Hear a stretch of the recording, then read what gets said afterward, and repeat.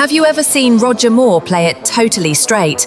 No Bond one-liners, no martinis, just pure drama. If you're curious, check out The Naked Face, a psychological thriller from 1984. It's based on Sidney Sheldon's first novel and directed by Bryan Forbes. Not a household title, it's one of those hidden Canon Group movies that gave Moore a rare chance to step out of James Bond's shadow. So what's it about? Moore plays Dr. Judd Stevens, a Chicago psychoanalyst with a cushy life that instantly turns upside down. Right after a session, one of his patients gets murdered, stabbed, and wearing Stevens' own raincoat, no less. To make things messier, his secretary also turns up dead. The cops think Stevens is at the heart of it.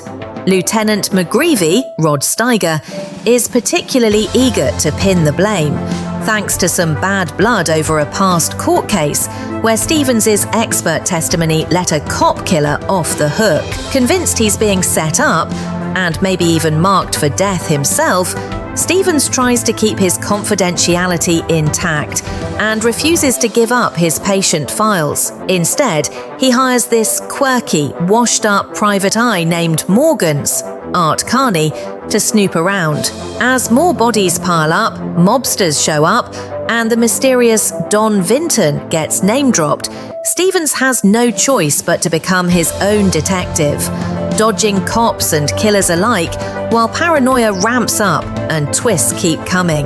It's classic Sheldon.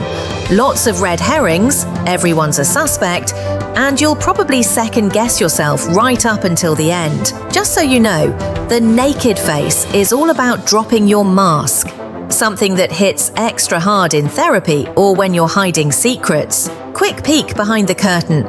Bryan Forbes, you might know him from The Stepford Wives, wrote and directed the film, teaming up with Roger Moore for the third time. Canon's legendary producers Menahem Golan and Yoram Globus banked on Moore's Bond star power, but tried to cheap out halfway through the shoot to save money. Typical Canon.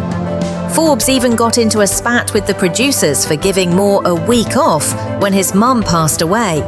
Yet somehow the finished movie still looks slick for a Canon release. As for its release, The Naked Face hit theaters in June 1984, got an R rating, and ran just under 2 hours. It didn't exactly set the box office on fire, but it popped up often enough in video stores that it earned a cult following, especially among Moore fans. Critics weren't exactly thrilled when it came out, calling it dreadful or silly here and there, but some later reviews find things to like.